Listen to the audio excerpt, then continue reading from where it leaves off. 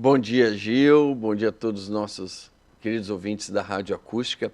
Gil, eu tinha preparado um tema hoje e nós vamos falar na próxima semana sobre a relação de co-infecções, tanto bactéria quanto com vírus, elas associadas.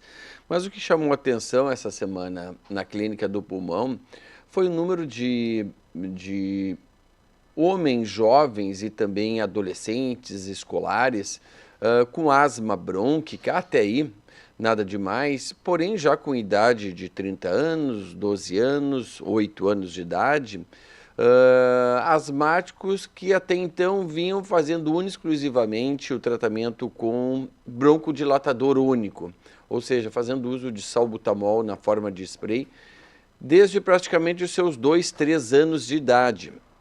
E por mais que seja abordado, nós já abordamos N vezes aqui na Rádio Acústica o tema asma brônquica e a maneira correta de fazer o tratamento, ainda a gente vê essas discrepâncias de tratamento. O que nos preocupa? São duas coisas. Primeiro, que quando nós pegamos uma criança na fase escolar, ali com seus 7, 9 anos de idade, adolescentes, são crianças que ainda não estão com seus pulmões plenamente formados. Nós já informamos aqui que a maturidade pulmonar atinge por volta de 23, 25 anos de idade. Ali é o ápice da formação do nosso pulmão. Tudo que nós fizemos até então, nós beneficiamos ou prejudicamos o nosso pulmão até essa idade. Isso significa, então, que estas pessoas que nós atendemos, esses 3 homens que nós atendemos na faixa etária de 30, 15 e 8 anos de idade, esse com 30 anos de idade sofreu um dano pulmonar, pois passou toda a sua vida de maturidade pulmonar sem tratar sua asma de maneira adequada. Se nós pegarmos um conceito muito simples, e é o conceito da asma brônquica, hoje com acesso à internet amplamente difundido e todos têm a internet na palma da sua mão, e quando coloca lá uma pesquisa em algum site de busca, colocar asma brônquica, o que é definição de asma brônquica, nós vamos ver em todas elas a palavra inflamação. Processo inflamatório, inflamação das vias aéreas, inflamação brônquica, inflamação dos brônquios, brônquios inflamados. Ou seja, a palavra inflamação estará presente em todas as buscas. Nós não podemos confundir inflamação com infecção, são coisas diferentes.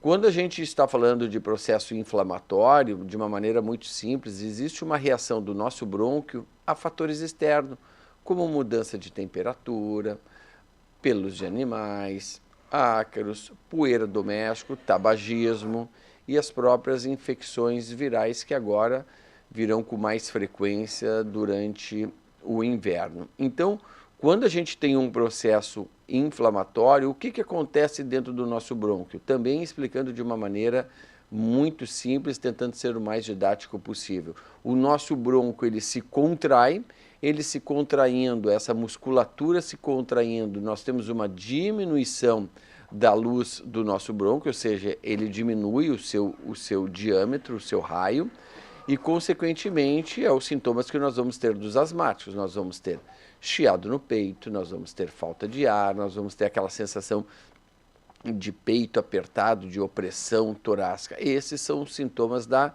broncoconstrição, ou seja, do brônquio apertado. E isso é nada mais do que o processo inflamatório, Gil. Então nós temos que respeitar no tratamento da asma o conceito dela. Se a asma é uma doença inflamatória, nós temos que tratar com anti-inflamatório. E o tratamento de eleição é esse. Esse é o alicerce, esse é a pedra fundamental. Asma, o tratamento de escolha de primeira linha são os anti-inflamatórios esteroides.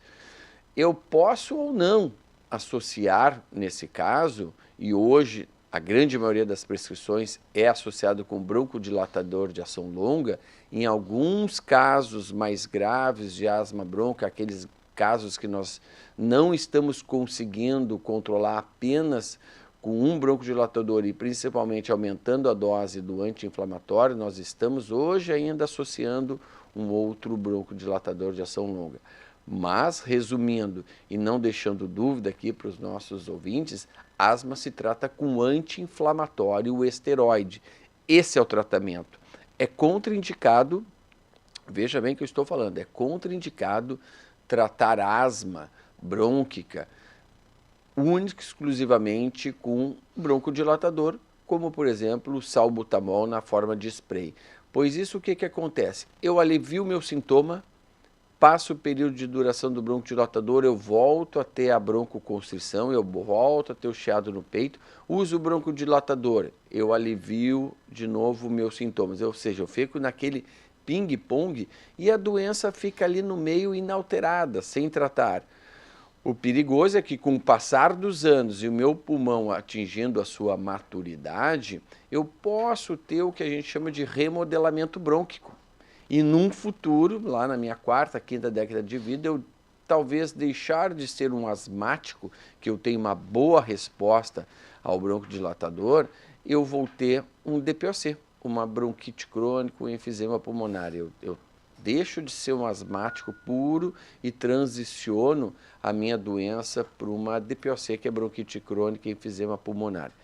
Então, meu recado de hoje é esse daí, né? Principalmente para as mães, para os pais, né, que tenham filhos com asma brônquica, dizer que asma a gente não pode tratar apenas com broncodilatador isolado. A asma nós precisamos tratar com anti-inflamatório, ainda infelizmente nós temos muitas visitas à emergência por crises de asma e até alguns óbitos por asma brônquica que nós pneumologistas achamos isso inadmissível. É inadmissível nós termos perdas de vidas devido à asma brônquica, visto que é uma doença simples de se tratar, fácil de se tratar desde que haja o tratamento correto. E para finalizar, o diagnóstico nós precisamos confirmar através de espirometria. Nesses 3 casos, desses